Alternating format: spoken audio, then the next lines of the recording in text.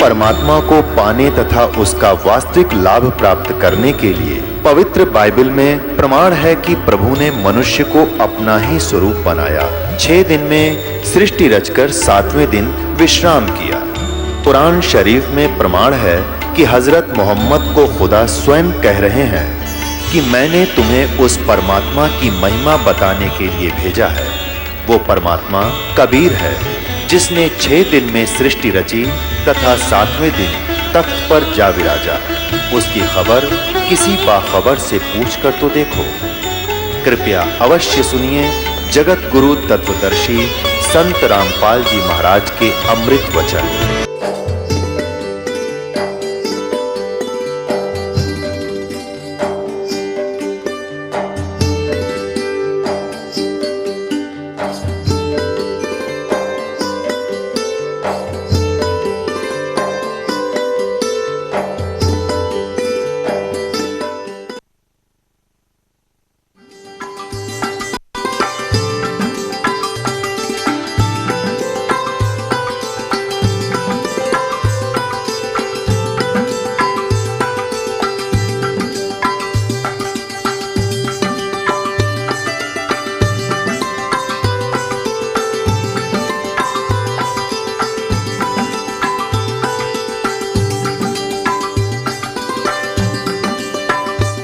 पहले यजुर्वेद को लेते हैं, इन्हीं महापुरुष के हाथ से उनका अनुवाद है। ये यजुर्वेद महर्षि दानंद जी द्वारा ही पूरा अनुवाद है इसका। और ये कहां से प्रकाशित है?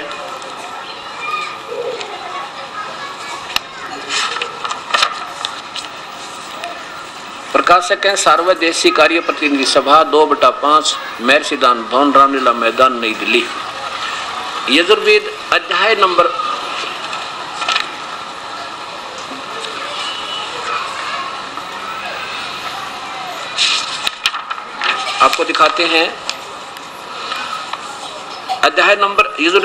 8 का मंत्र नंबर 13। ये देखिए अष्टमोध्याय का नीचे ही देखिए ये 13 नंबर मंत्र है। ये 13 नंबर मंत्र, इसका इन्होंने यहां अनुवाद किया है हिंदी में। ये सबके उपकार करने वाले मित्र या भगवान है मित्र। आप दान देने वाले के एनस देखो, एनस माने पाप होते हैं, अपराध पाप, अपराध के विनाश करने वाले हो। और वहां कहते हैं कि पाप नहीं कटते, पाप नहीं छुड़वा सकता हो।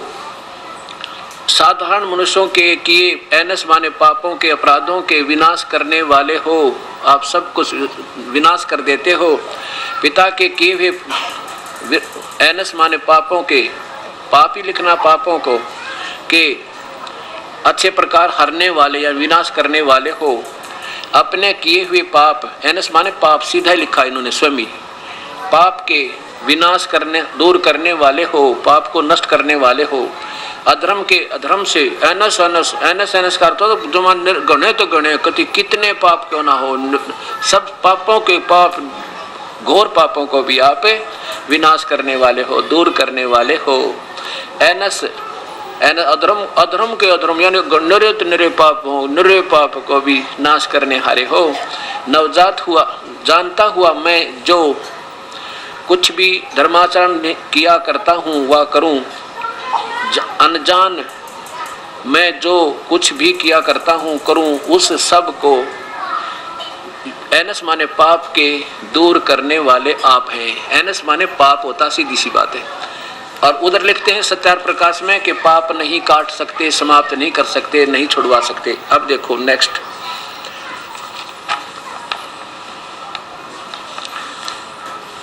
इसी के साथ साथ आपको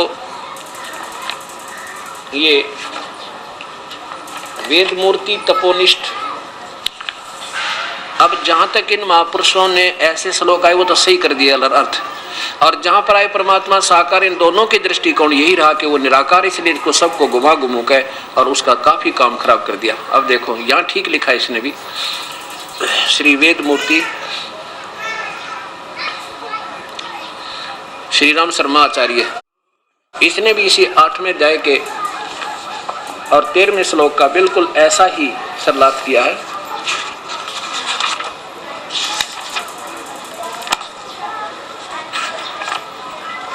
8वें अध्याय का 13वां श्लोक, ये देखो 8वां अध्याय, 8वां अध्याय यजुर्वेद, और यहां देखिएगा ये 13वां श्लोक है। ये तो इसके अपने करते हुए, आप देवताओं के प्रति यज्ञ उपेक्षा कारण हुए पापों को दूर करने वाले हैं, मनुष्यों के प्रति साद्वेष निंदादि हुए पापों को दूर करने वाले हो, पितृजनों के, ये तो अपनी तरफ से सरासुर लिख दिया, हमारे पापों का नाश करने वाले हो, पापों से मुक्त करने, एनएस वाणी ने सब जगह पाप लिखा है, पाप या अपराध एक चीज है, पापों के मुक्त करने वाले हो, प्रथम अपराध था दूसरे अपराध जन्य पापों का निवारण करने वाले हो, अतः आप हमें पापों से मुक्त करें। अब देखिएगा इन्हीं महापुरुष महर्षि दयानंद जी द्वारा यजुर्वेद का आगे अध्याय नंबर 40 के मंत्र नंबर 16 में, अथ 44वां अध्याय, ये देखो नीचे देखिए 16 नंबर श्लोक में है, ये 16 नंबर मंत्र है।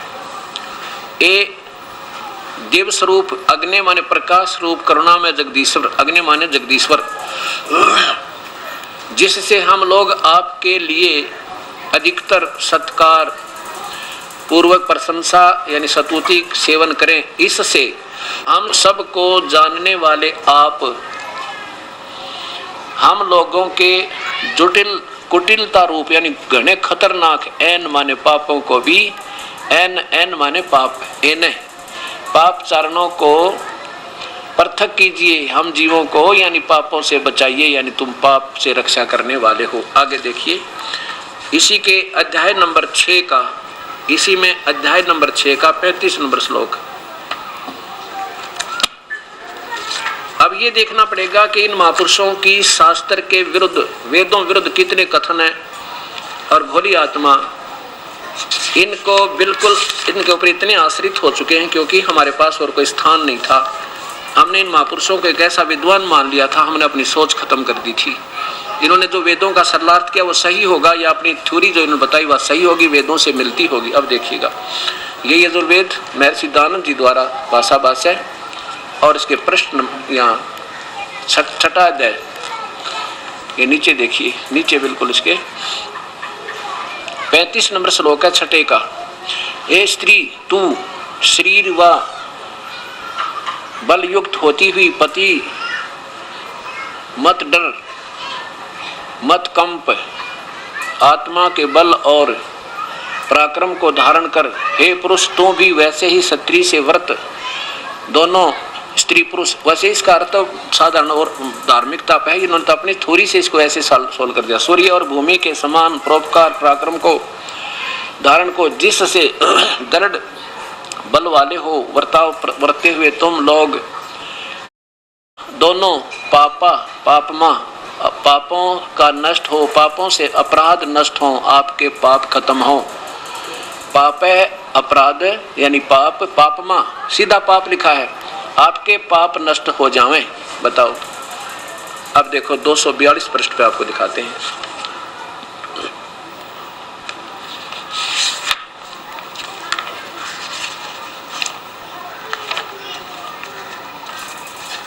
ये आपने पढ़ लिया 220। अब देखिएगा इसके साथ साथ इन्हीं के करकमलों द्वारा ऋग्वेद मंडल नंबर 1 और इसके महर्षि दयानंद जी द्वारा ये प्रथम मंडल यानी ऋग्वेद भी आधा उन्हीं के द्वारा टीका है यानी अनुवाद है, भाषा भाष्य है। और ये ऋग्वेद कहाँ से प्रकाशित है?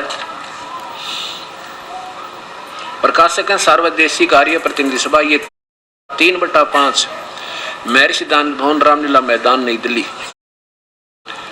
अब इसमें आप देखिएगा मंडल नंबर 1 के और सूक्त नंबर 24 के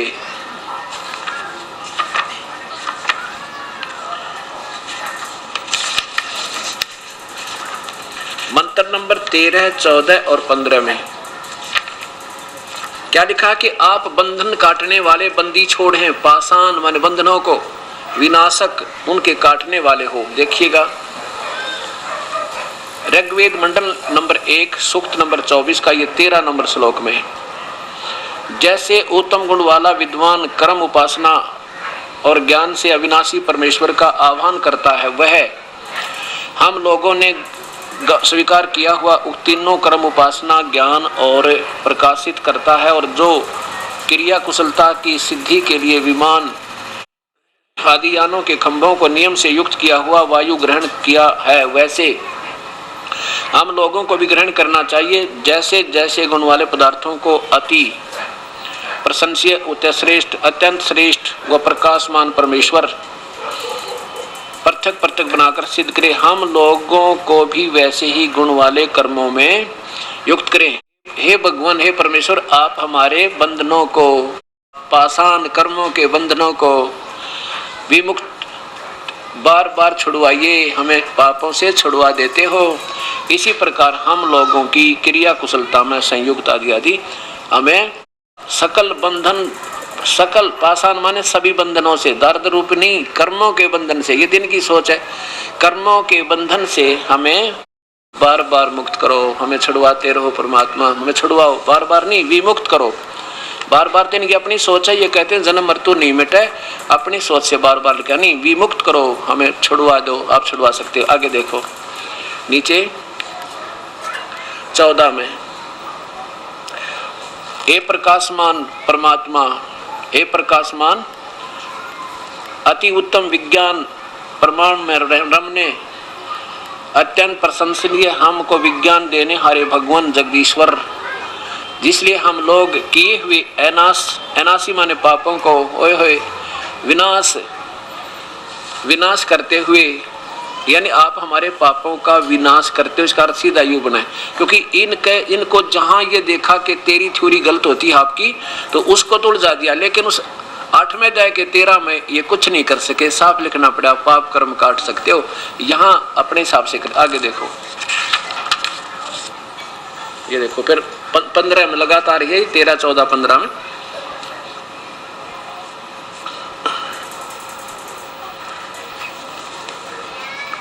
स्वीकार करने योग्य ईश्वर, ये 15 नंबर श्लोक है, आप हम लोगों से निष्कृष्ट मध्य और निष्कृष्ट से कुछ विशेष और अति दृढ़ अत्यंत दुख देने वाले बंधनों को, पाषाण बंधनों को अच्छी प्रकार नष्ट कीजिए। अच्छा, इसके अंतर है विनाश रहित जगदीश्वर आदित्य कबीर परमेश्वर, उपदेश करने वाले सबके गुरु, आपके व्रत सत्याचरण रूपी व्रत को करके निरपराधी होकर हम लोग, निरपराधी यानी पाप रहित होकर हम लोग अखंड विनाश रहित सुख को प्राप्त नियत होवे, यानी कभी ना समाप्त हुआ, उस अखंड सदा के लिए रहने वाले सुख को प्राप्त हुए, सतलोक में चले जावें। अब देखिएगा इसके साथ साथ ऋग्वेद मंडल नंबर 9 और 10, इन्हीं के कर कमलों द्वारा, और आर्य समाज को ये मान्य है, जो इस में जो टीका किया बिल्कुल सही है।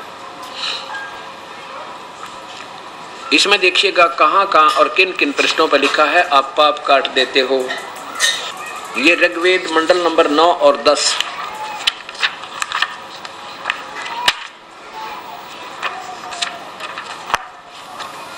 महर्षि दानव सरस्वती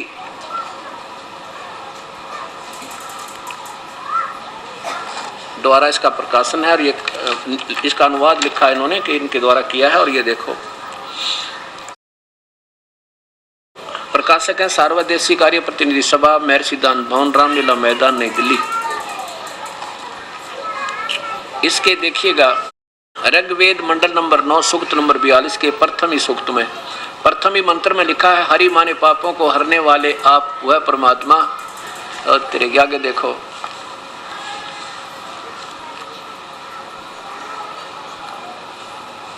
इसी के 210 पृष्ठ पे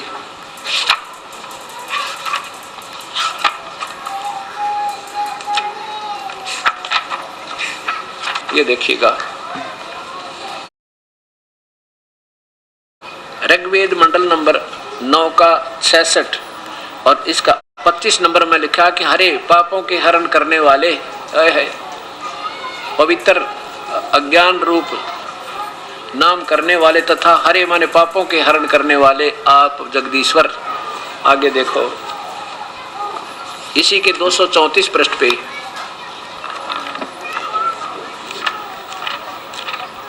अब इन बातों से समाज, भक्त समाज के सामने ये सच्चाई आएगी।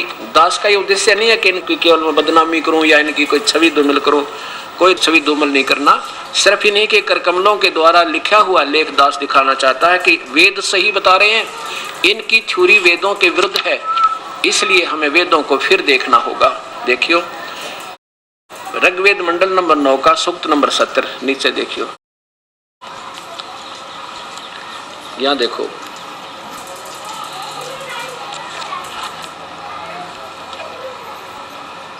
ये नीचे, हाँ सूक्त नंबर ये 8वें श्लोक में है। हरे हरि माने पापों का हरण करने वाले। अब और देखें, अब 236 पृष्ठ पे ये इसके साथ ही ये देखिए,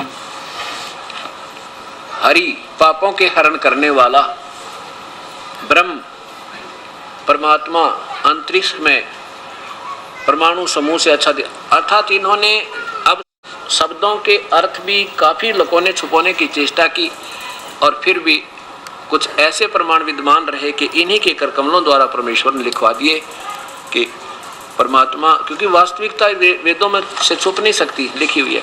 अब यजुर्वेद के 5वें अध्याय के 32वें श्लोक में उसका नाम लिखा हो, परमात्मा कौन है जो पाप काटने वाला। यही सिद्ध करना चाहा था दास कि ये पाप कर्म कटते हैं, छूटते हैं और वो उसका नाम कबीर है, जैसे अभी सभी पवित्र धर्मों के पवित्र शास्त्रों से प्रमाणित होता आ रहा है। अब देखिए यजुर्वेद अध्याय नंबर 5 का श्लोक नंबर 32 महर्षि दाना सरस्वती द्वारा ही इसका अनुवाद है और 5 के 32 में वो कबीर परमेश्वर है जो पापों का विनाश करने वाला है। अंगारी कबीरसी, कबीर अंगारियसी, यजुर्वेद भाषा भाषे 5वां अध्याय मंत्र नंबर 32 श्लोक नंबर 32 में लिखा है, उसी गसी कबीर अंगारी असी, वो कबीर परमेश्वर है जो पाप विनाशक है। ये भी निचोड़ कर दिया कि उसका नाम कबीर है और वो कहाँ रहता है, वो सतलोक में रहता है और वो बंदी छोड़ है, पाषाण माने बंधनों से विमुक्त करने वाला, समाप्त करने वाला, बमभारी माने बंधनों का शत्रु, वो कबीर है। कबीर यहाँ देखिएगा, हे जगदीश्वर जिस कारण आप उसी कांतिमान असी माने हैं। अंगारी माने पापों के शत्रु, ये वैसे पाप विनाशक, जैसे अरि माने शत्रु, मुरारी, श्री कृष्ण जी को मुरारी कहते हैं, मुरा नाम के राक्षस को मारने का शत्रु होने से विनाश करने के कारण मुरारी कहा गया। ऐसे अंगारी माने पाप कर्मों का दुश्मन, पाप कर्मों का समाप्त करने वाले। यहाँ कबीर लिखना था, कबीर, आप कबीर हैं, आपका नाम कबीर है। जैसे यजु कहीं लिखा हो तो जैसे यजुर्वेद है, ये देखिए इस यजुर्वेद को की महिमा गाई जावे और जहां पर लिखा हो कि ये गुण जो बताए जा रहे हैं ये यजुर्वेद में है और जहां पर यजुर्वेद लिखा उसका कोई संधि छेद कर दे, फिर इस पवित्र पुस्तक ने कैसे ढूंढा प्राणी, अर्थात कभी नहीं हाथ लगे। तो इसका लिखना था वो यजुर्वेद है जिसकी महिमा गाई जाए। इसी प्रकार आपको दिखाते हैं, जैसे आपको मिलेगा ये परिभाषा प्रभु की। इस पुस्तक को आप एक बार ले लोगे तो आपको किसी शास्त्र की शायद खरीदने की आवश्यकता पड़े। इसमें देखिएगा, अब ये यजुर्वेद है और किसी ने महिमा गाई हो, जैसे एक पवित्र पुस्तक है उसमें ऐसे ऐसे बड़े अच्छे अच्छे ये, अब यजुर्वेद की महिमा कहें कि प्रभु की यज्ञों की स्तुतियों का भंडार है, बहुत अच्छी विधि वर्णित है, एक अनमोल जानकारी है और वह लिखे नहीं कि वो यजुर्वेद है, और जहां बल्कि लिख दें कि यज्ञ स्तुतियों का ज्ञान, यानी यजुर्वेद के स्थान पर यज्ञ स्तुतियों का ज्ञान लिख दे और ये ना लिखे कि यजुर्वेद पुस्तक है, उस पुस्तक में कैसे पाया जा सकता है। ऐसे इन कलियुगी ऋषियों ने जहां पर कबीर शब्द लिखा है उसको कवि करके संज्ञा उसका और अर्थ दे दिया और कह दिया निराकार भगवान है। इसके उससे लिखना होगा कि वह यजुर्वेद है जो पवित्र यज्ञ स्तुतियों का स्रोत एक पुस्तक है। अब यजुर्वेद की संधि छेद करके हम ऐसे लिख दें तो कोई दिक्कत नहीं। ये व्याकरण तो इनकी आपनी बनाई हुई है और वेद भगवान के बोले हुए हैं। वेदों में जो लिखा रह लगा है तो कोई सोच समझ कर लाया, उसने कोई अनजान नहीं था भगवान। इन्होंने अपने हिसाब से बना लिया कि रह हटा कर अपसर्ग लाकर कवि लिख दे, उसको यजु लिख दे। इसको यजु लिख दो ना, फिर इसको यजुर्वेद क्यों लिखते हो? जहां पर यजु आता है कि वो यजु है तो यजुर्वेद लिखते हैं। ऐसे जहां कवि भी आएगा कबीर भी आएगा तो भी इसको कबीर ही लिखना पड़ेगा। यहाँ देखिए, इसको ऐसे लिखेंगे तो भी इस पवित्र पुस्तक यजुर्वेद का ही बोध है जिसमें यज्ञ स्तुतियों की ऋचाएं हैं। उस धार्मिक पुस्तक को यजुर्वेद कहते हैं। ठीक इसी प्रकार चारों वेदों में लिखा है कि वह कबीर देव कबीर साहेब है जो सर्वशक्तिमान जगत पिता सर्वसृष्टि रत्नहार कुल मालिक तथा पाप कर्म काटने वाला काल की कारागार से छुटवाने वाला अर्थात बंदी छोड़ है। उसको ऐसे लिख दें तो भी कोई दिक्कत नहीं। कबीर देव लिखें तो भी कबीर परमेश्वर का बोध है, ऐसे लिख देंगे तो भी कबीर परमेश्वर का बोध है। अब जैसे कबीर अंग्रेजी में ऐसे लिखेंगे तो हिंदी में वो कभी किसी प्रकार इसकी मैं बता कि तब सर्ग लाएंगे हम कबीर हो गए, कबीर ही लिखना पड़ेगा। तो ऐसे ये भाषा अब भ्रंश होता होता भी कबीर पक गया और ऐसे ही अरबी में भी कबीर लिखा जाने लगा और आम भाषा में भी इसको कबीर लिखने लगे और परमात्मा भी अपने आप को कबीर कहने लगा कि कबीर से जानते हैं कबीर से ही, लेकिन वास्तव में वो कबीर देव है। ये भाषा का अंतर है, बाकी कबीर कहो चाहे कबीर कहो कोई दिक्कत नहीं, वस्तु वही है।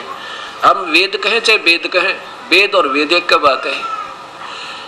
अब ये सिद्ध हो गया कि वो परमात्मा कौन है, वो कबीर है। अब देखियो फिर यजुर्वेद 5वें अध्याय का 32वां श्लोक, इन्होंने कवि लिख दिया, उसका कबीर काट के कांत परजय अर्थ कर दिया, उसका कांत परजय अर्थ कर दिया। 5वें अध्याय का 32वां मंत्र, उसी कसी कबीर अंगारी असी, वो कबीर परमेश्वर है पापों का विनाशक शत्रु। यहाँ देखिए खोटे चैनल जीवों के शत्रु, यह लिखना था पापों के नाशक पाप विनाशक। इसके साथ साथ एक, क्योंकि इस दास की व्याख्या पर आपको बाद में असर होगा, अभी आप इन महापुरुषों को इतने विद्वान मान चुके हो कि इनकी एक एक बात को आप फाइनल कर चुके हो।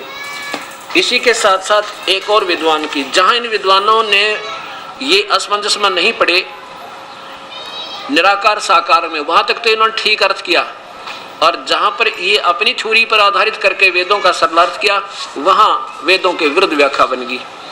5वें अध्याय का 32वां श्लोक, ये श्री वेद मूर्ति श्री राम शर्मा आचार्य, इसके 32वें श्लोक में आप देखिएगा,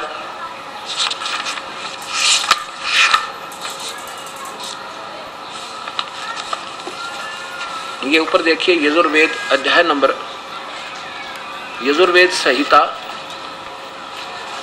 और 5वां अध्याय और 32वां मंत्र, इधर देखें ये वो 32वां मंत्र है। उसी गसी कबीर अंगारी असी बम्भारी अवे सुरसी, क्या बताया है ये पौत्र धिये।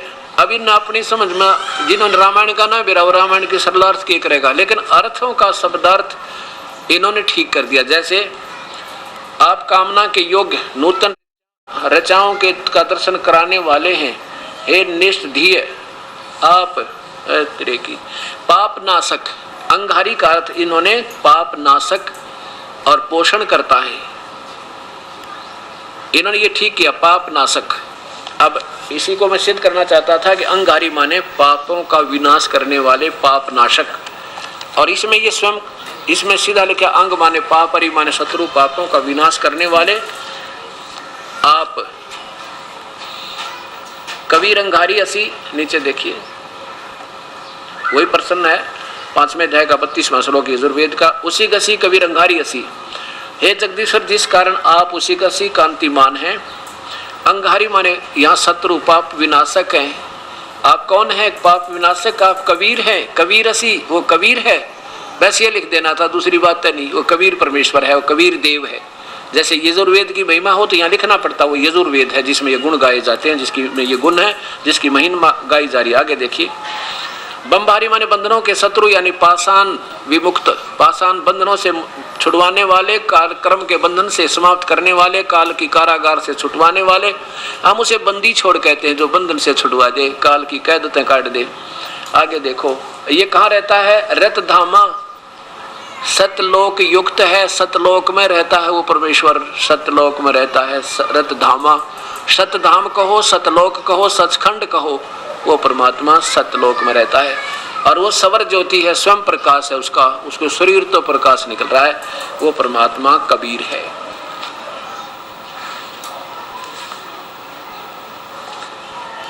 अब इन बातों से एक बार तो अनजान आत्माओं को दुख होगा कि ये महाराज जी सबकी निंदा कर रहे हैं। अब ये निंदा कहो चाहे आपका भला कहो, निंदा नहीं होती। निंदा होती है कोई झूठ उठपटांग किसी के बारे में, उसको कहे ये चोर है, ये ठग है, ये लुटेरा है, ये ऐसा है, और झूठी बात कहे उसके बारे में और वास्तविकता ऐसी ना हो तो वो निंदा होती है। ये निंदा नहीं है, ये तो आपका भला और आपका उद्धार परमेश्वर ने करवाया है इस दास के माध्यम से। अब एक समय की बात है, एक उस भक्त ने जो प्रश्न करा था कि मैं सत्यार्थ प्रकाश के ऊपर बहुत विश्वास रखता हूं, उसके सामने ये पेश किया, सबको दिखाया उसको, तो काफी असमंजस में पड़ा। उसने फिर आगे दिखाया कि हम ये मना करते हैं महर्षि दयानंद जी के, जैसे द्रौपदी की साड़ी बढ़ गई, ये नहीं हो सकता। नरसिंह जी की हुंडी भगवान ने ले ली, उसकी झाल दी, यानी उसके 500 रुपए दे दिए खुद प्रकट होकर आके उसके सामने। तो महर्षि दयानंद जी कहते हैं ऐसा नहीं हो सकता, ये तो कहने मात्र की बातें हैं। किसी सेठ ने दे दिए होंगे 500 रुपये और कह दिया भगवान दे गया। कहने का भाव ये है कि वो नहीं मानते कि परमात्मा किसी का दुख निवारण कर सकता है, या किसी के आई आपत्ति को टाल सकता है, या कर्मों को विनाश कर सकता है, या ऐसे कोई लक्षण कर सकता है। जैसे धन्ना भगत के ने बीज बांट दिया था, दान कर दिया था, और उसके कंकर बीज दी थी, गरवाड़ों के डरते हैं। फिर तुम्बे उगे थे, तुम्बों की बेल उगी, फिर उसे मोटे मोटे उनका वो कद्दू लगे इसे मोटे मोटे, और उनमें ज्वार पाई। वो बीज ज्वार का जो बांटा था उसमें बिल्कुल स्वच्छ ज्वार भरी भराई पाई, और सैकड़ों मन वह ज्वार होगी। तो ये महर्षि दयानंद जी कहते नहीं, ऐसा नहीं हो सकता, हम नहीं मान सकते इन बातों को। अब पहले तो ये दास भी ऐसे ही जो कुछ भी कह देते थे, को धार्मिकता युक्त लोग, हम उनको सब मान लेते थे कि ऐसा ही होता होगा। एक समय हमारे यहाँ किराए पर एक आर्य समाज विचारों से संबंधित एक बहुत ही अच्छी आत्मा का एक बुजुर्ग सा व्यक्ति, वो प्राइमरी का हेडमास्टर था उस कॉलोनी में जहाँ ये दास का कुटिया थी पहले। वह किसी स्कूल में वो नौकरी करते थे और रहा करते किराए पर हमारे उस कुटिया में। उनके विचार आव भाव बहुत ही नेक, बहुत ही अच्छा आचरण उनका। उनसे काफी बैठ के चर्चा होती थी जब तक दास को ये उपदेश नहीं मिला था। तो जैसे वो कहते थे, भी हम प्रश्न करते थे, जैसे भगवान श्री कृष्ण ने साड़ी बढ़ा दी उसकी द्रौपदी की, तो वो कहा करते नहीं, ऐसा नहीं हो सकता, ये तो इन पोप लोगों ने अपनी मनमुखी बातें बनाकर दुनिया को गुमराह करके अपने पीछे लगा रखा है। और अगर आपने पूर्ण जानकारी चाहिए तो सत्यार्थ प्रकाश पढ़िए, ताकि आप इन पाखंडों से बच जाओगे। जैसा भी सत्यार्थ प्रकाश भी लाए, फिर वेदों को भी जैसा समय आने पर वो भी लाए, और पढ़ते रहते थे। अच्छा लगता था, क्योंकि हमें स्वयं ज्ञान नहीं था क्या बात वास्तविकता और अवास्तविकता है। तो हम बड़े प्रभावित रहते थे, परमात्मा में आस्था थी। बचपन से हनुमान पुजारी था, श्री कृष्ण राम के गुण गाता था, मंगलवार का व्रत रखा करता ये दास। मंदिर में बड़े खुश होकर जाता था, मूर्ति की पूजा माने बहुत उसका आदर करते थे, मूर्ति दिखते नमन हो जाते थे। और जब तक ये ज्ञान नहीं था तो कोई कहता था कि मूर्ति में भगवान नहीं है, क्यों मूर्ख लोग जाते हैं, तो मुझे दुख होता था, क्योंकि हम स्वयं उस रंग में पहले रंगे हुए थे। इस दास को जब उपदेश प्राप्त हुआ तो उसके बाद वास्तविकता का ज्ञान हुआ, और साथ साथ परमात्मा क्या कर सकता है क्या नहीं कर सकता, तो वो भी ज्ञान हो गया कि पूर्ण परमात्मा कबीर परमेश्वर की शब्द कोश में असंभव शब्द नहीं है, इम्पॉसिबल वर्ड उस कबीर परमेश्वर की डिक्शनरी बनाई है। बाकी परब्रह्म ब्रह्म और ब्रह्मा विष्णु महेश अन्य देवता के वो नहीं कर सकते, वो असंभव को संभव नहीं कर सकते, और ये परमात्मा असंभव को भी संभव कर सकता है। एक बार इस दास ने एक 5.5 बाई 15 फुट की गैलरी के ऊपर एक पूजा स्थल बनाया। भाई ऊपर एकांत में बैठ के वहाँ भजन किया करेंगे, वहाँ अपनी जोत बत्ती हवन आदि किया करेंगे। ऐसा जैसे गुरुदेव से उपदेश मिला, उन्होंने जैसा हमें आदेश दिया वैसे प्रारंभ किया। तो उसमें आमने और सामने 2 खिड़कियां लगवाई, और फिर कुछ दिनों के बाद एक उनके जाली लगवाने के लिए जाली लिया, लोहे की जाली, पैमाइश करके ले गया मैं माप के, और उस पर्ची को मैंने एक दुकानदार को दे दिया कि ये ऐसे ऐसे 2 साइज की जाली काट दे, और मैं कुछ और सामान लेकर आता हूँ। वो वापस आया तो उसने, उसके नौकर ने वो जाली काट के बांध के तैयार रख रखी। मैंने रख कर स्कूटर पर घर आ गया। घर आ करके मैंने अपने पुत्र से, बड़े वाले से, और साथ में किराए पर रहता था एक बिहार का, अनिल नाम था उस लड़के का, नौजवान बच्चा था 22-23 साल का, उससे कहा कि आप दोनों मिलकर, लड़का मेरे वाला ज़्यादा से ज़्यादा 13 वर्ष का होगा, कि माँ तुम ऐसे करो, ये जाली जो है इसके ऊपर लगा दो, या फट्टी ही लगा कर कील लगा दो। अब वो लगाने लगे, उन्होंने देखा ये तो छोटी है, मेरे को बुला जी, ये तो जाली पूरी नहीं आ रही। मैं कहना अभी नाप के लिया, छोटी कैसे हो सकती है। जब मैंने भी देखा वास्तव वो ऐसे करें जब तो 8 इंच छोटी, ऐसे करें तो वो चौड़ाई ज़्यादा हो जाए, नीचे तो 1.5 फुट छोटी। दोनों को देखा, बार बार को 3-4 बार देखा मैंने, फिर वहाँ भी रख दो, अब कहाँ इनको वापस करेंगे, कटी हुई इनको ले को नहीं। उसको उठा के करके मैंने वो न्यू के न्यू बांध के सटोर में डाल दी, ऊपर रसोई के ऊपर सटोर था।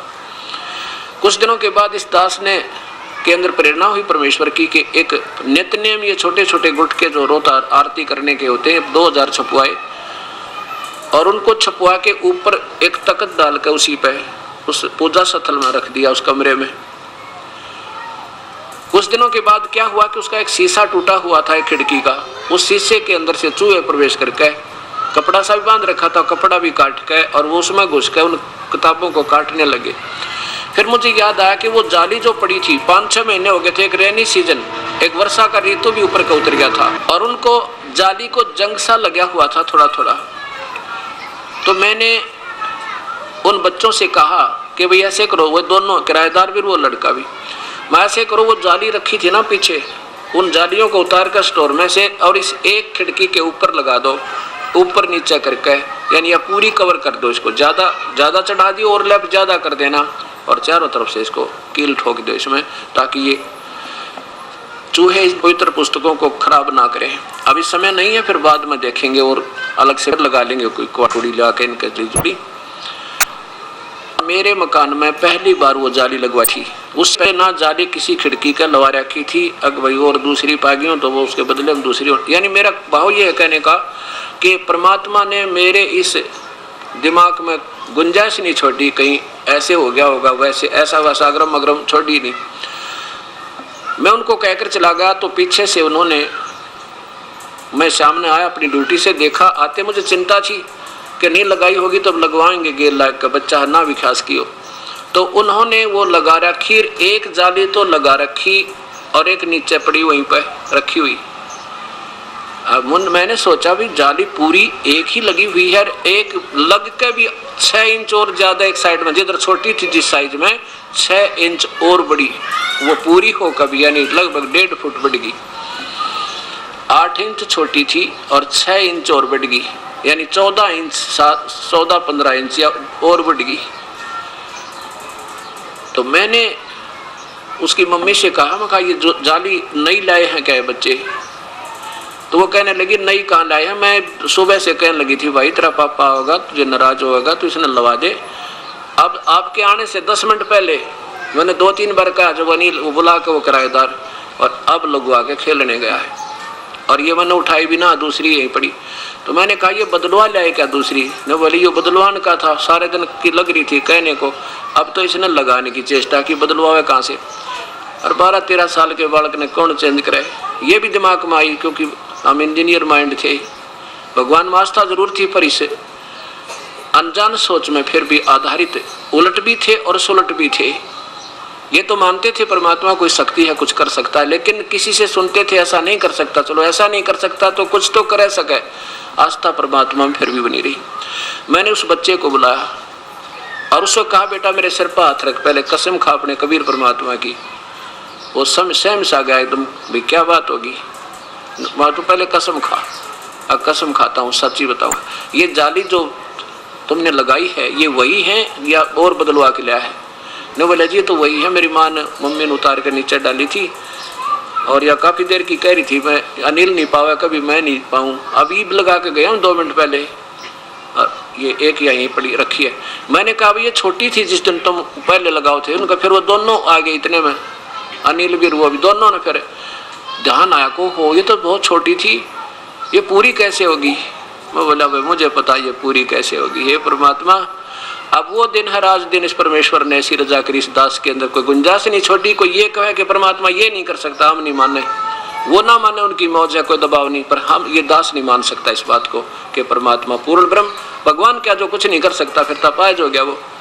उस दिन के बाद दास का जीवन चेहरा बदल गया और जिसका आज परिणाम है कि लाखों की संख्या में ये पुण्य आत्मा प्रभु को पहचान रही है। अब उसके तुरंत बाद 2 दिन पीछे मैंने उसी अध्यापक, वो आर्य समाज से प्रभावित बहुत ज्यादा, बिल्कुल दूसरे की बात नहीं सुना, केवल महर्षि दयानंद और इस सत्यार प्रकाश से दूसरी बात वो करे नहीं। अब मैंने सोचा इस बूढ़ी आत्मा को भी समझा दूं, कहाँ अटका बैठा यू, ये नहीं हो सकता वह नहीं हो सकता। मेरे साथ ये घटना घट गई। मैंने बुला के अपने बैठक में कमरे में उससे प्रार्थना की, ऐसे जिक्र चलाया परमात्मा का कहानी सी शुरू करके। तो मैंने कहा मास्टर जी आप मानते हो कि भगवान श्री कृष्ण ने द्रौपदी की साड़ी बढ़ा दी थी? वो कहने लगा आप ऐसी बात करते हो बच्चों वाली, आप इंजीनियर होकर ऐसी बात करते हो जो बेतुकी हुआ करती है, ये कभी हो सकता है? कभी नहीं हो सकता। मैं कहने लगा जी एक बात बताऊं आपको, मैं अपनी आप बीती बताता हूँ। कहाँ बताओ? कि आपके सामने, और मैं ये सोचूं था कि मेरी बात ने कतई नकारा नहीं करेगा, क्योंकि वो बहुत अच्छी आत्माकार बहुत प्यार से रहा करते थे और जो इतने मुलायम आत्मा उसकी, जो मतलब बहुत धार्मिकता थी उसके अंदर। मैंने ये सोचा कि मेरी बात को स्वीकार करेगा, क्योंकि मैं को बालक नहीं नादान जो वैसे बकाऊं इसने, या कोई स्वार्थ मुझे शायद इसकी भी बदल जाए और मान जा भगवान की कैसा होता है। तो मैंने कहा कि देखो ये सामने आप देखो जाली। मैंने उस पुण्य आत्मा से कहा कि आप देखिए ये सामने जो जाली है ये आज से 6 महीने पहले मैं लाया था और गलती से या तो मेरी लिखने में फर्क रहा या उस दुकानदार के उसको काटने में अंतर रह गया, और ये छोटी थी कम से कम 8 इंच। और दोनों वो बच्चे बुला लिए, उनकी मम्मी बुला ली और वो बटबठा लिए मैंने। तो उन्होंने भी गवाही दी जी ऐसी ऐसी बात है। पहले ये छोटी थी 8-8 इंच दोनों की दोनों, अरे देखो ये पूरी लगी हुई है और ये जाली बढ़ी। मैं बोला बड़ी नहीं बल्कि 6 इंच और ज्यादा आपके सामने 6-7 इंच और एक्स्ट्रा उस पूरी होकर के। तो वो कहने लगा देखो ये बातों को हम नहीं माने, आप तो मैं बच्चों वाली बात करते हो। कहने लगे अब बढ़ा के दिखाओ मेरे सामने, जब मानूं मैं। बता भाई कोई बात, तो मैं तो ये तो नहीं कह रहा कि मैंने बढ़ा दी, मैं तो ईश्वर के गुण गा रहा हूँ कि भगवान ने परमात्मा ने यह कृपा बख्श दी और मेरा वो दृढ़ निश्चय कर दिया जिसमें मैं डगमग हो रहा था। अगर जब तक डगमग रहता तो कोई कैसे कहता, ऐसे मानता चला जाता। फिर मैं चुप हो गया। मैं भाई इतने बुजुर्ग आदमी है, इसके साथ बहस करना भी अच्छा सा नहीं लगता। मैं चुप हो गया, बैठा रहा। वो जान गया कि ये तेरी बात तूने इसकी काट दी ना बात को, शायद ये महसूस कर गए, इसलिए उसने बात का विषय बदलते हुए कहने लगे मैं बताता हूँ आपको, महर्षि दयानंद जी के बारे में आपको एक कथा सुनाता हूँ। योगी पुरुष ऐसे होते हैं, आप पढ़े लिखे शिक्षित होकर के आपने तो कुछ सोचना चाहिए। मैं बैठ सुनता रहा, उसकी माँ भी कह देगा तो बोल देगा इसकी सारी बात मुझे तो अच्छी लगे नहीं, क्योंकि जब ये सामने बात को अस्वीकार कर अपने तुक्के लगाओगा तो मेरी बात समझ में आवे कौन। फिर भी मैंने उसकी उस बुजुर्गी को देख करके सुनता रहा भी कह ले जो कहना तेने। आज के बाद तो बात भी नहीं करूँ मैं, तेरे तो अपने मन में न्यू आ गई मेरे। जब आप सामने बात को नहीं मान रहे हो तो आगे बता फिर के विषय चर्चा करें तेरे थे। लेकिन सद्भावना पूर्वक में बैठा रहा। वो कहने लगा मैं महर्षि दयानंद जी के बारे में बताऊं कैसे होते योगी पुरुष। वो क्या करते थे, पद्म आसन लगा के और योग अभ्यास से पान अपान की गति को ऐसा सेट करके और अपने शरीर को ऊपर कमरे का सिर लगाकर छत के वापस आ जाते थे और फिर ऊपर चढ़ जाते थे। एक दिन एक नौकर ना उनका खाना बनाता था, वो जाकर देखा, खाने के लिए बुलाने प्रार्थना करने गए तो देखा उसने झांकी में का खिड़की में का, और उसने ऐसे महर्षि जी अभ्यास कर रहे, छत का सिर लगा रहे फिर वापस आ रहे, छत का सिर लगा रहे फिर वापस आ रहे। उसने और 2-4 को बुला, देखो क्या दिखाऊं? को कहता 10 व्यक्तियों ने देखा उनकी करामात को, ऐसे होते हैं योगी लोग। फिर मुझे सूत बैठ गया। मैं बोला झूठ, कति झूठ, मैं नहीं मानता आपकी बात को, आप ही करके दिखाओ मुझे। फिर हंसन लग गया। ने बोला आप तो सियाने बहुत हो गए। मैं बोला सियाना नहीं, अब हमें ये ज्ञान हो गया क्योंकि मेरे साथ आप घट गई। और को मैं बावड़ी बूझ नहीं, मैंने सोचा अनपढ़ हूँ, इंजीनियर हूँ मैं, और मैं आपसे ज्यादा काग था कि ऐसा नहीं हो सकता, वैसा नहीं हो सकता। 20 प्रमाण पक्के होकर जब ये स्वीकार किया कि वास्तव में परमात्मा ने ये मेरा हृदय चेंज करने खातिर मेरे को दृढ़ विश्वास कर दिया। अब चाहे ब्रह्मा भी आकर न्यू कहना न्यो तो ना मानू मैं, आप तो कहो चाहे मत कहो। उठकर चला गया। ने बोला अब सत्संगी है नहीं, बात के नहीं जाना करे। मैं बातों की बात नहीं, हम तो कुछ भी नहीं जानते थे, अज्ञानी पापी आत्मा थे। हनुमान पुजारी था मैं तो, रामकृष्ण की पूजा करते थे। लेकिन अब ज्ञान हुआ, सामने प्रमाण हुआ, इसको भी ना मानो तो भाई ना मानो। सामने गाय खड़ी है और कहते हम तो नहीं माने, गाय आकार में होती है, वह दूध भी देती है, और गाय के गुणगान लग रहे, सुबह के दूध देती है, बहुत अच्छी होती है, उसका मक्खन बनता है, दही निकलती है। और गाय कैसी हो? तो गाय तो है नहीं, वो तो निराकार, हम नहीं मानते। ना मानो आपकी, हम कैसे मान लेंगे फिर? तो ऐसे ये बात बिगड़ी हुई है। अब ये सेट हो जाएगी, और अब भी नहीं सेट होगी तो फिर यह भक्ति इस युग से उठ जाती है। अगर अब भी नहीं ये टाइम मिलता हमें भक्ति सेट करने का, दया परमेश्वर की है। और ये दास तो अपनी कोई आज भी अहम नहीं करता, मैं कोई अपने अभिमान नहीं करता कि मैं बहुत बड़ा काम कर दिया, ये सब शास्त्रों का आपके सामने यथार्थता पेश कर दी। नहीं, ये भी परमेश्वर की रजा है। और ये तो पहले विद्यमान थी सारी वस्तुएं, ये तो हमारे पहले मिल जाते थे। दास का नम्र ना था, पे लगे रहते, सतभक्ति कर जाते। तो ये ईश्वर की कृपा हुई है, परमेश्वर की, पूर्ण ब्रह्म की, कबीर परमेश्वर की। अब वो समय आएगा, थोड़े से दिनों में आपको दिखा दूंगा कि सारा संसार एक हो जाएगा, द्वेषता समाप्त हो जाएगी। और जिस पैसे के लूटने के लिए, जिन दुखों के निवारण के लिए पैसे, तो पहले तो हम धन एकत्रित करने के लिए दुनिया के दोषी बनते हैं, किसी की मिलावट करते हैं, किसी का कुछ करते हैं, किधर रिश्वत लेते हैं, कि डाके मारें, चोरी करें, और फिर उधर से निकल जाता है। कोई बच्चा बीमार हो जाता है, हॉस्पिटल में पड़े रहते हैं, मेरे पैसे ज़्यादा लग जाते हैं, मानसिक परेशानियाँ होती हैं। अब जब इस परमेश्वर की शरण में आ जाओगे, ये पाप कर्मों को काट देगा कबीर साहिब। उस सच्चे पूर्ण परमात्मा के सही नुमाइंदे के आम कबीर पंथी बने, और तो उनसे नहीं बात बनेगी, वो तो सब अपने वही दुकान खोल बैठ गए। वो अब पूर्ण परमात्मा का सही नुमाइंदा जो सत्य ज्ञान दाता उस परम पिता की रजा से होता है, उससे उपदेश और वो सही मंत्र, 3 मंत्र का जाप होगा। उस नाम के उपासना करने वाले को सारे तो दुख दूर हो जाएंगे। जो हॉस्पिटलों में लाखों रुपए लगने थे वो खत्म हो जाएंगे, और हानि होनी बंद हो जाएगी। फिर थोड़ी कमाई से बरकत हो जाएगी, और फिर आपकी दूनी श्रद्धा परमात्मा बढ़ती चली जाएगी। जब रोजाना कर्मों के दंड कट करने सामने प्रमाण देगा परमेश्वर कि यहाँ तेरे पास ऊपर आज ऐसी कर्म का दंड की भयंकर मार थी कि हल्की करके परमेश्वर ने टाल दी। अगर परमात्मा ऐसे दुख निवारण नहीं करे तो फिर भगवान ने कौन याद करे? नास्तिक हो जाएंगे ये लोग कि ये बता दिया भगवान। अब क्या बताते हैं महापुरुष कि परमात्मा ऐसा नहीं कर सकता, नरसिंह जी की हुंडी नहीं ले सकता, नरसिंह जी का भात नहीं भर सकता, नरसिंह जी की गाड़ी पर आकर नहीं बैठ सकता, उसका जो है ना ड्राइवर नहीं बन सकता। कमाल की बात है। फिर और भगवान क्या कर सकता है? द्रौपदी की साड़ी नहीं बढ़ा सकता, तो फिर परमात्मा क्या कर सकता? अगर परमात्मा एक 10 फुट कूद जंप नहीं कर सकता तो फिर उस परमात्मा ने कौन पूजा के चावा? फिर उसकी तो आस्था हट जाएगी हृदय से, नास्तिक हो जाएंगे प्राणी। अब तक हम जो सोच रहे थे कि श्री कृष्ण ने साड़ी बढ़ा दी, हम सोच रहे थे कि श्री कृष्ण ने नरसिंह जी की हुंडी ले ली, हम सोच रहे थे कि श्री कृष्ण जी ने नरसिंह जी का भात भर दिया। अब ये बात अब आपके हृदय से हटेगी कि वो कौन है, वो परमात्मा, ये सारे काम करने वाला। और इसके 2 कारण होते हैं। एक तो जिन प्राणियों का पिछला संस्कार ही ऐसा होता है जैसे द्रौपदी को पहले ही श्राप लगा था जब ये सृष्टि रची थी, इसको दुर्गा को श्राप दिया था ज्योत निरंजन ने कि तू द्वापर युग में द्रौपदी होगी और तेरे 5 पति होंगे। फिर उसका संस्कार ऐसा था, साड़ी हरण होगा, ऐसा होगा, ये पहले उसका निर्धारित था। तो उस परमात्मा ने रजा बख्शी उस द्रौपदी के ऊपर। कौन से ने? उस कबीर परमेश्वर ने, पूर्ण ब्रह्म ने। एक बार द्रौपदी जब शादी नहीं हुई थी, कंवारी थी वो लड़की, अपने पिता द्रौपद के घर पे स्नान करने के लिए गंगा में जाया करती थी। गंगा के किनारे उनके पिता ने एक बहुत सुंदर घाट बना रखा था महिलाओं के स्नान करने के लिए। उसमें निर्देश दिया हुआ था कि यहाँ आसपास 1 किलोमीटर तक कोई भी पुरुष इस क्षेत्र में नहीं जाएगा तो उसको सजा दी जाएगी। उसमें क्या किया उस परमेश्वर ने? रहम किया उस अपनी प्यारी आत्मा, क्योंकि हम सभी उस कबीर परमेश्वर के बच्चे हैं।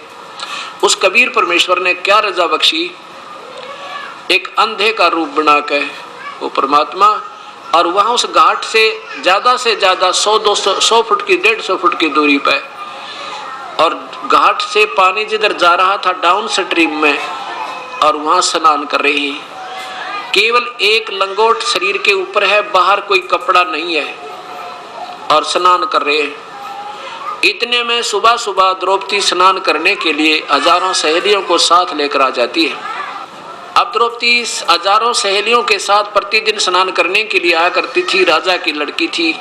उस दिन भी द्रौपदी अपनी सहेलियों के साथ स्नान करने जब आई, लड़की ने देखा कि ये महात्मा, ये संत स्नान कर रहा है और यहाँ तो किसी पुरुष का आना का अलाउड नहीं है। तो उसने देखा चलो अब तो महापुरुष को स्नान कर लेने दो, और संत भगत को संत यानी भगत को भगत मिल जा, साधु मिल जाए, इतनी प्रसन्नता होती है कि इनके साथ ईश्वर की चर्चा करेंगे। क्योंकि द्रौपदी भी खुद ईश्वर भक्त थी, आस्था थी, पिछली पुण्य आत्मा है, ये दुर्गा का अवतार थी।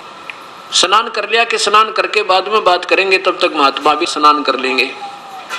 अब घंटा सारा लगा, लड़कियों ने उछल कूद करके नहा धोई करी, स्नान कर रही हैं। तो उधर उस महापुरुष ने, अंधे ने सोचा भाई ये तो गलत आ गया, तू या तो गलत आ गया, और ये तो लड़कियों का कोई नहाने का घाट है और मुझे दिखाई नहीं दिया, ऐसा सोच के मन ही मन पश्चाताप करें। और फिर क्या होता है, स्नान करते करते उनका जो एक का लंगोट था, एक का कपड़ा था, पर्दे पे बांध रखा था, और वो बोधा हो गया था, काफी दिन से कमजोर हो गया था। नहाते समय वो हाथ से लगने से टूट गया, और वो निवस्त्र हो गए, और शर्म के मारे ऐसे छाती पानी में, सीने तक पानी में चले गई, और परमात्मा से याचना करते हैं वो अंधे महात्मा कि हे परमेश्वर, आज मेरी इज्जत रखो मेरे मालिक, आज मुझे पता नहीं था, मैं अंधा था, इस करके इधर आ गया हूँ। अब यह समझो कि परमात्मा कबीर परमेश्वर 100 रजा बख्श देता है, ना जाने के कारण कर दे, स्वयं भी आ जावे और अपने किसी हंस को प्रेरणा करके और वहां पहुंचा देता कि इस प्यारी आत्मा का पहले ही ऐसा कोई कर्म करवा दूं जिससे इसके आने वाले संकट टल जाएं। तो वो महात्मा सोच रहा है कि तू तो गलत आ गया, ऐसे जैसे आम, क्योंकि परमात्मा जब आते हैं वो आम जीव जैसी लीला करते हैं, कोई ये भेद नहीं कर सकता ये भगवान है। तो क्या होता है, इतने में द्रौपदी ने स्नान भी कर लिया, 1 घंटा हो गया। फिर निकलते ही बाहर कपड़े बदल कर लड़की ने देखा महात्मा चले गए, या क्या बात है, बात करेंगे, भगवान की चर्चा करेंगे। वो देख रही है कि वो तो अंदर ही खड़े हैं और गहरे पानी में चले गए, ऐसे जैसे कोई चीज ढूंढ रहे हैं, ऐसे नहा नहीं रहे, ऐसे हाथ मार रहे हैं। वो सोच रहे थे कोई कपड़ा बह कर आ जाए, टूटा फूटा पुराना, उसने बांध के पर्दे पर बाहर चला जाऊं, नहीं तो बात बिगड़ गई, आसपास लड़कियों का काम है, ये तो भगवान बहुत गलत बात हुई। अब लड़की ने देखा द्रौपदी ने कि ये नहा नहीं रहे, तो कुछ ढूंढ रहे, फिर अपने देखा जानता है, द्रौपदी ने देखा कि तो नींव वस्त्र है इनके पास, पटड़ी पर भी कोई कपड़ा नहीं है। दया आई द्रौपदी ने, बेचारा वृद्ध महात्मा अंधा है, ये तो अंधा नजर आ रहा है, और ये सारा दिन पानी में खड़ा रहेगा क्योंकि शर्म के मारे बाहर नहीं आओगा, और रात्रि में निकलेगा, और इसके पास कोई कपड़ा नहीं। परमात्मा ये तो बहुत दुखी है। लड़की ने आव देखा ना ताव देखा, अपनी वह सुंदर साड़ी, एक राजा की लड़की कितनी सुंदर साड़ी बांधती है, एक आम गरीब व्यक्ति भी अपने बच्चों को अच्छे कपड़े पहनाता, उसमें से अपनी साड़ी जो बिल्कुल बहुत कीमती थी उसमें से एक बिलात का कपड़ा यानी एक लंगोट टाइप 1 फुट का फाड़ के और उस पानी में बहा दिया कि महात्मा का हाथ लग जाएगा। लेकिन उनको दिखाई नहीं दे रहा था, वो साथ से निकल गए। ऐसे 7 8 अब दो देख लो 1.5 फुट है, 1 फुट पाड़ा तो ऐसे ऐसे मान ले 7 8 7 फुट पाड़ के और टुकड़े कर करके साड़ी डाल दी। तकरीबन साड़ी खत्म हो जाती है 8 9 फुट में लगभग। अब फिर भी उनके हाथ नहीं लगी। आखिर में क्या सोचा लड़की ने कि ये तो बात बिगड़ गई और मेरे पिता समान है, और क्या शर्म अपने माता पिता से। पहले तो शर्म की मारी निकट नहीं जा रही थी, फिर एक लंबी लकड़ी लेकर लंबी लाठी और उसके एक और गठ पाड़ के यानी 1 फुट का और साड़ी पाड़ के उसका लपेटा देकर और उस महात्मा के आगे कर दिया। जैसे वो हाथ कर रहा था ऐसे ऐसे उसके आगे कर दिया। उसने हाथ लगते पकड़ दिया। हे परमात्मा बड़ी दया करी आपने, यह कपड़ा बेच दिया।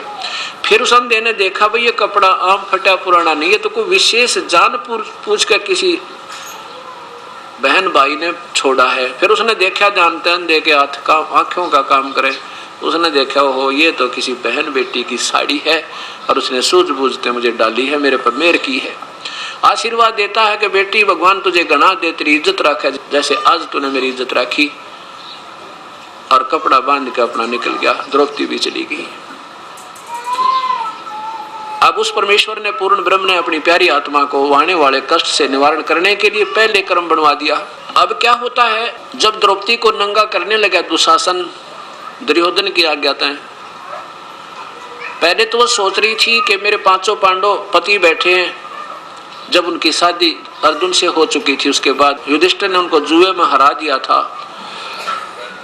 मेरे 5 पति वहां बैठे हैं, क्या मेरी बेइज्जती थोड़ा होने देंगे। जब वहां जाकर देखा द्रौपदी ने कौन कौन बैठे थे, भीष्म पितामह, द्रोणाचार्य, कर्ण जैसे योद्धा तीनों बैठे और साथ में सैकड़ों 101 कौरव बैठे, 5 पांडव नीची गर्दन किए बैठे, क्योंकि वो युद्ध में उसमें जुए में हार चुके थे द्रौपदी को और सारे राज्य को। जब वो दुशासन उसका पकड़ के पल्ला और उसको नंगी करने लगा कि तू उस दिन भाई को क्या कह रही थी कि अंधों के अंधे होते हैं, तेरे शीश महल में टक्कर लगी थी इनकी। आज बता, हम तो अंधे हैं, हमें कुछ नहीं दिखता, अब तुझे नी वस्त्र करेंगे, तुझे शर्म क्या अंधों के सामने। इस तरह टोंट कस के इस तरह व्यंग करते हुए और दुशासन ने जब द्रौपदी का वो पकड़ कर चीर उतारना प्रारंभ किया, तब द्रौपदी ने पहले तो भीष्म पितामह, द्रोणाचार्य और कर्ण से प्रार्थना की, लेकिन उन्हें कुछ नहीं कहा, कुछ नहीं बोला। नहीं तो इसे योद्धा अगर एक बार खड़े होकर कह दे खबरदार ने कमे लड़की का हाथ लगाया था, तो हिम्मत नहीं कौरों की। द्रोणाचार्य भी अगर कह दे या कर्ण भी कह दे एक बार खड़ा हो गया, भीष्म पितामह कह दे, इन कौरों की हिम्मत नहीं थी हाथ लगा दे, वो इतने योद्धा थे, उनको मालूम था। लेकिन उस दुर्योधन का मलिन अन्न खाकर उनकी आत्मा दुष्ट हो गई थी। लड़की को नंगा कर रहे हैं, सामने बैठे इतने बुजुर्ग आदमी या तो उठ कर चले जाते, ना मानते थे, ये भी तो उनकी धार्मिकता थी अगर वो इंसान होते थे। और वहीं बैठे हैं फिर बोल नहीं रहे। तब विदुर खड़ा हुआ। विदुर ने क्या कहा कि नकम्यों क्या कर रहे हो तुम, कुछ तो सोच लो, दुनिया में तुम्हारी बेइज्जती होगी। कहेंगे अपनी इज्जत अपने हाथों उतार दी। कौरव और पांडव को दो नहीं भाई, तुम एक चाचे ताऊ की संतान हो, तुम्हारी इज्जत और इनकी इज्जत में कोई अंतर नहीं है। क्या बताया कि विदुर कहे ये बंधु थारा, एक कुल एक परिवारा। अब दुशासन ने उसके मुंह पर थप्पड़ मारा अपने चाचा के। दुशासन ने कहा कि तू तो इन पांडवों का चमचा है, इनने की तरफ बोलता हमेशा। विदुर के मुख पर लगा थपेड़ा, तू तो है पांडवों का चेहरा। दुशासन ने कहां तक गलत बात कह दी कि तू तो है बांदी का जाया, तू तो बांदी से उत्पन्न हुआ था ना, इस करके तू तो हीन है। और उस समय जब ये कहा तू तो है बांदी का जाया, तो भीष्म, द्रोण और कर्ण मुस्काया। है वो हंसने लगे। तीनों वो महापुरुष बैठे थे। नकम्मी आत्माओं ने तमना चाहिए था, नकम्मे अपने चाचा पातों ने कैसे उठा लिया, खबरदार ऐसी गलती क्या करते हैं। लेकिन उसके स्थान पर हंसने लगे जब उसने कहा ना तू बांदी से उत्पन्न हुआ है, बांदी का जाया हुआ है। तो तीनों कौन, भीष्म, द्रोण और कर्ण मुस्काया। अब वो विदुर तो छोड़कर सभा को चला गया कि ऐसी नकमी सभा में रहना भी पाप लगता है। अब क्या कहते हैं परमात्मा ने कि इसी कारण से ये दोष के भागी हो गए। कौन, भीष्म पितामह, द्रोणाचार्य और कर्ण। उसका युद्ध में दुर्गति होकर मरे। ऐसे मौजिज आदमी और सभा में सत वचन नहीं कहते न्याय के समय जो पंचायत में, तो उन जैसी दुष्ट आत्मा नहीं होती, वो घोर पाप के बागी होते। हाँ, अगर कोई नहीं मानता तो सभा छोड़कर चली जानी चाहिए, वह बैठना भी पाप होता है। अब क्या होता है कि अब द्रौपदी ने देखा है तो सब बंधे पड़े हैं अपने अपने, कोई तो वचनों में मर्यादा में बंध गया, कोई किसी के इसके धन न खाकर बंध गया, आंख बंद होगी इनकी। तेरे पति भी आज वचनबद्ध हो गए क्योंकि जुए में हार दी तू, ये भी कुछ नहीं बोल रहे हैं। अब जब इंसान अपने सांसारिक सहारों से जब पूरा हो लेता है कि तेरे ये नहीं कुछ कर सकते, इनसे वापस हट जाता तो परमात्मा को चाहता है। और परमात्मा भी तभी मदद करता है कि तू पहले अपने इन सहयोग देख ले, तेरा कौन है। और जब इस संसारिक सहारों को, संसारिक आश्रय को त्याग के ईश्वर आश्रय जब लेता है प्राणी, फिर वो अपनी छत्र छाया करता है। लेकिन उस समय कैसे करता है? जब तक हम उस परमेश्वर से सीधे नहीं जुड़ेंगे तब तक वही परमात्मा आके केवल उसके किए हुए पिछले संस्कारवश और स्वयं ही वो जिसका उपासक है उसी का रूप बना के, ताकि इसकी आस्था बनी रहे भक्ति में। नहीं तो काल तो चाहता है कि इनकी आस्था हट जा और ये नास्तिक हो जा, कभी भक्ति करे को नहीं और इन्हें पता ना लगे कौन भगवान है, कौन कैसा है। उसकी तो नीयत ऐसी है। और ये परमात्मा भक्ति हमारी आस्था हमारे हृदय में बनाए रखने के लिए, ताकि कभी ना कभी आस्तिक रह गए तो कभी ना कभी मैं या अपना कोई दास भेज के इनको फिर शरणों में लेकर बेड़ा पार कर दूंगा। उससे पहले द्रौपदी का कर्म बनवाया जिसके बदले में उसकी वह साड़ी बढ़ा सके। अब क्या होता है कि द्रौपदी की साड़ी वो दुशासन खींचने लग गया। और द्रौपदी का गुरु श्री कृष्ण जी, क्योंकि